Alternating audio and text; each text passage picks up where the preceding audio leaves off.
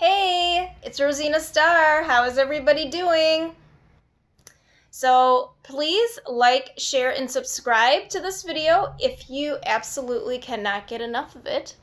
And let's get started. The title to this video is called Narcissistic Projection. So what I'm going to cover in this specific video is examples of what narcissistic projection looks like, and in the kind of situations you can maybe notice what exactly that it is and be aware when it's happening. And when it is happening, ways to respond rather than react. And your subconscious, when you watch these videos, will actually absorb the information whether you know it or not. So let's say you're in the room with Bill and he's going on to say something to you which you know that you heard a movie before on gaslighting. Your brain is going to say this is gaslighting. A little voice is going to tell you, which is your intuition and your conscious, your subconscious is going to start communicating with you. So that's the miracle about listening to these videos, is you actually get it embedded here, and it will help you later on to make you more aware. Everything that I do is for awareness, for self-improvement, not for self-promotion or popularity. It's not a contest. So anyway, let's get started. So some examples that I have lived through narcissistic projection. My gosh, where do we start? There's so much, right? So let's use an example of when I started dating this guy, Jim. He was maybe somebody I was dating last year for a couple months. He turned out to be a narcissist, okay? And this is how I figured out that he was one. He wanted to buy me all kinds of things only he thought was necessary for me to have to survive daily, but then kind of be on an on-call basis to be at his beck and call with whatever that he would want or need. And usually it was just affection or a phone call, but man, was he tight-lipped. He wanted you to do all of the sharing. I mean, all the work with conversations, I mean, everything. And it was just kind of like something not right about that, right? So anyway, it was very odd because the couple times I'd been at his house, I maybe took one picture in a nice dining room area that I was having a drink and I was really drunk because, you know, he always had to have me very, very drunk and drinking, which is a red flag in itself. When I had got home later that night, I refused to stay the night at his house. The next morning, he actually accused me of putting pictures of his house on Facebook through a text message, and then he sent a message, not even waiting for my reply, thank you for taking them down. And I'm thinking, what is that about? And he accused me of taking pictures behind his back and setting up thieves to come and rob his house, which he says he has cameras everywhere, right? And if you're a rich guy, why aren't you protecting what you have anyway? And you know what else he was telling me? Is that he's a thief. Because the thief thinks everyone steals. And I says to him, I had a short conversation, and I said, Jim, is there something that I have done to you to make you believe these things about me that you're saying out of your mouth right now and texting me? Because I'm confused, and I thought we had a nice time, and I came home and went to bed and woke up to a panic text accusing me of taking pictures and trying to have friends to rob you.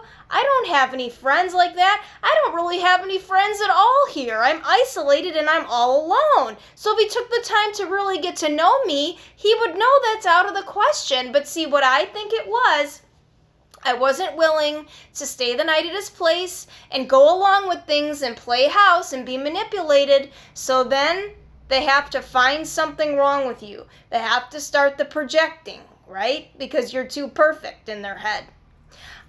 So anyway, that was one of the last conversations I had with him.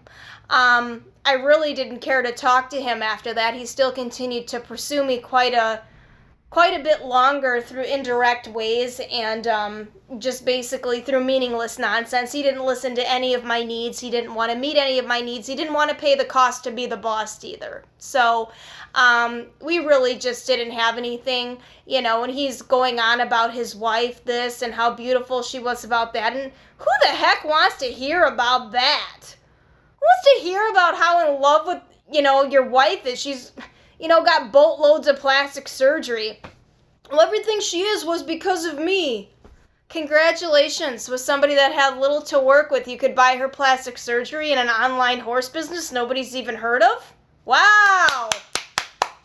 How proud you must be. His restaurants serve such quality food, unquality food, I wouldn't eat it if you gave it to me. That's how bad it is. It's a total front for everything that the guy is not. I mean, he is just such a show walking around. It's embarrassing to even say that I would know the guy. So anyway, now I just hide. And what was funny is the falling out between me and that narc was my ex-narc came here unannounced one day, 3-4 months ago, maybe around Christmas time, New Year's. Haven't talked to either one of them since. Well, my ex was one other time, but we'll get to the falling out about that. And it turns out the 70-year-old guy was sitting at the end of the block over there, stalking my house when the other guy was stopping by here unannounced.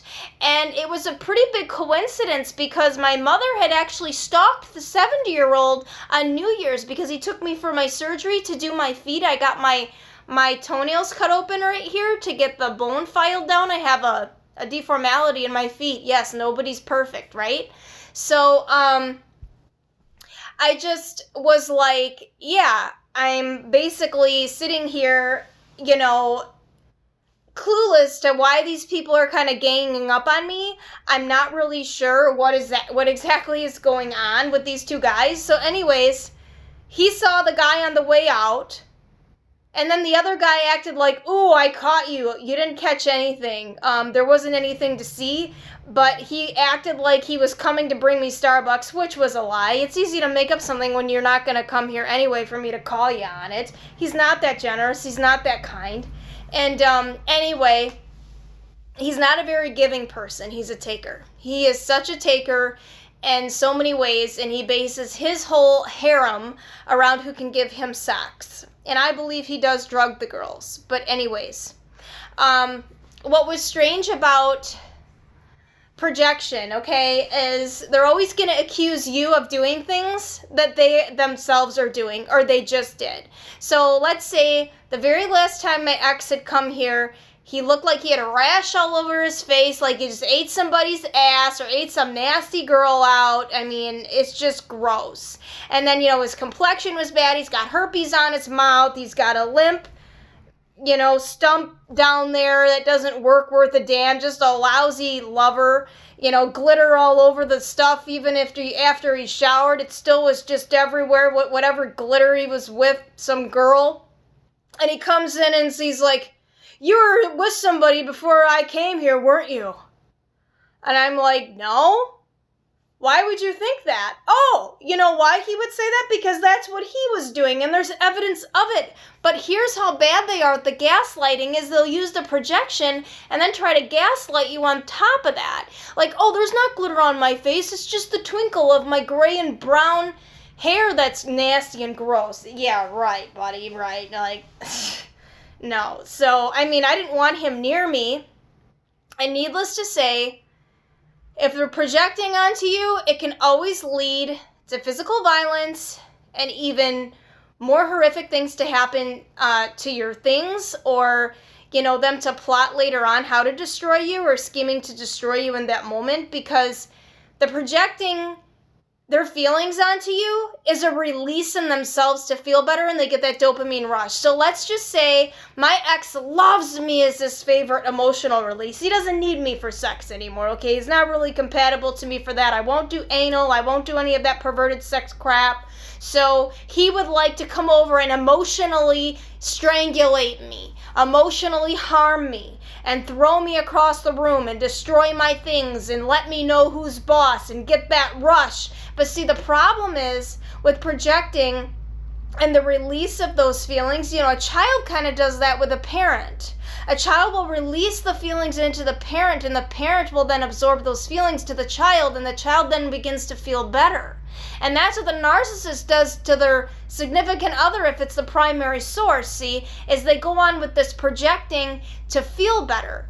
And they need to continue to do it more and more severe, to get that high and that rush, because it's like I was a drug to him, and he's abused this drug so many times that he can't get that same feeling of a rush anymore. So I'm not doing it for him. So he's either got to go several different places to get it, or he's got to find a new supply to take it out on.